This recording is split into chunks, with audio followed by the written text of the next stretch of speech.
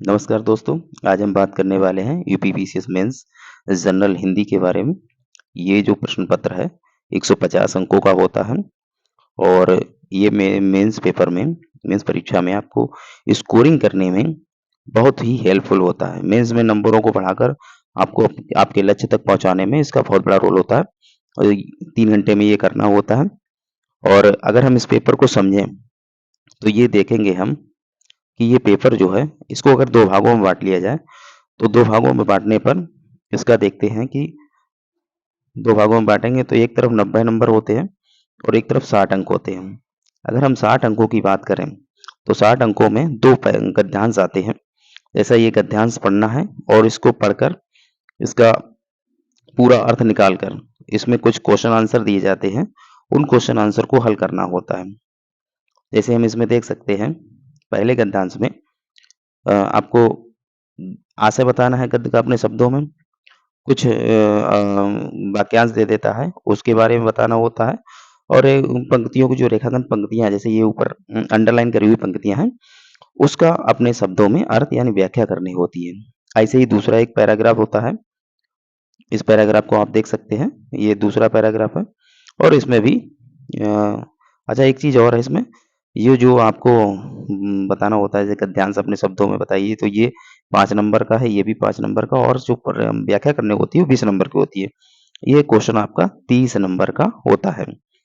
ऐसे ही दूसरा गद्यांश इसको पढ़ने के बाद अध्ययन करने के बाद हम देखते हैं कि इसमें जो है शीर्षक बताना होता है 5 नंबर का और धर्म यानी इससे कोई संबंधित एक प्रश्न दे देंगे, वो 5 नंबर का और संक्षेपण करना होता है 1 तिहाई शब्दों में। अगर इसमें मान लिया 100 शब्द हैं, 33-40 शब्द या 200 शब्द हैं, तो 66 शब्दों में लगभग 1 तिहाई शब्दों में इसका संक्षेपण करना होता है, मतलब संक्षेप में लिखना होता है।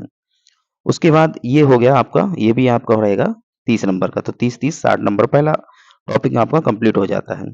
उसके बाद हमने जो बात की है 90 नंबर वाली, तो उसको हम देख लेते हैं ज़रा। ये बहुत इम्पोर्टेंट रहता है, ये वाला पार्ट आपका बहुत इम्पोर्टेंट रहता है, मतलब टोटल ग्रामर होती है। इसमें क्या करना है, पहला तो आपको 2 एक तरह से पत्र आएँगे, 2 पत्र लिखेंगे आप 10-10 नंबर के। तो ये बड़ा सिंपल सा होता है, कुछ पत्र हैं उनको आप देख लीजिए, फॉर्मेटिंग उसकी देख लीजिए, 2-4 बार 5-6 बार 10 बार जो भी है लिख-लिख के अभ्यास करेंगे तो उसका हो जाता है।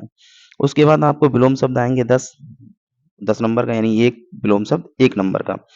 इसके लिए आप किताबें कौन-सी देख सकते हैं, तो पृथ्वीनाथ पांडे जी की ये किताब है, नालंदा नाम से, और एक हरदेव बहारी नामक एक किताब है। इसके लिए आप आदित्य पब्लिकेशन की भी किताब देख सकते हैं, लेकिन सबसे बेस्ट रहेगी नालंदा जो पृथ्वीनाथ पांडे की है। उसके बाद उपसर्ग आएँगे 5 नंबर के, यानी एक उपसर्ग 1 नंबर का। इसी तरह से आप देखेंगे कि इसी में प्रत्ययों के बारे में पूछा जाएगा, 5 प्रत्यय 5 नंबर के। फिर वाक्यांशों के लिए 1 शब्द यानी 10 नंबर का होगा, 5 यानी 1 2 नंबर का होगा, हर 2-2 नंबर का होगा। जिसमें कुछ वाक्यांश दिए जाएँगे, इनके लिए आपको 1 शब्द लिखना होगा। वो भी व्यक्ति बिल्कुल सटीक होना चाहिए और उसका अर्थ मतलब एक सटीक पता होना चाहिए, तभी आपको अच्छे नंबर मिलेंगे। फिर अगला क्वेश्चन होगा इसमें, ये आपको शुद्ध करना है, वाक्यों को शुद्ध कीजिए।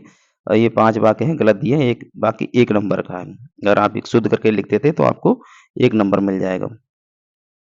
अगला क्वेश्चन देखते हैं हम वर्तनी के लिए। ये वर्तनी, देखो वर्तनी हिंदी में वर्तनी माफ़ करने लायक नहीं है, ये गलती अगर आप करते हैं तो ये गलतियाँ नहीं होंगी, जैसे मान्य नहीं होंगी। आपको नंबर काट लिए जाएँगे, चाहे आपने जैसे मान लिया आपने अंत लिखा है और अंत की जगह पर अगर अत लिख के चले आए तो गलत हो जाएगा, नंबर नहीं देगा। अंत में जो भी है अनुस्वार, अनुनासिक सभी गलतियाँ इसमें देखी जाती हैं। तो ये 5 आपकी वर्तनी हो गई 5 नंबर की। इसके बाद अगला हम देखते हैं, ये मुहावरे बहुत इम्पोर्टेंट है। आप देख लेंगे कि वहाँ हमने एक गद्यांश पढ़ा है, उसके 5 नंबर का एक शीर्षक लिखने को आया था, 5 नंबर का एक प्रश्न और था और 20 नंबर की व्याख्या थी, तब जाके हमें 30 नंबर मिले थे। और इसमें हम देख सकते हैं कि मुहावरे और लोकोक्ति, इनका प्रयोग करते हुए हमें 30 नंबर मिल जाते हैं।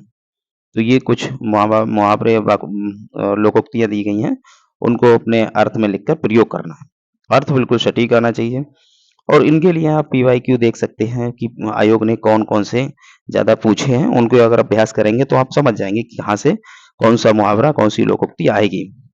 तो इस तरह से आप अपने इसमें बहुत अच्छी स्कोरिंग कर सकते हैं और इसके लिए बुक के लिए मैं फिर एक बार बताना चाहूँगा कि आप पृथ्वीनाथ पांडे की नालंदा और या फिर जो है हरदेव बहारी की वो किताब आप खरीद सकते हैं, उसको लगाइए। धन्यवाद।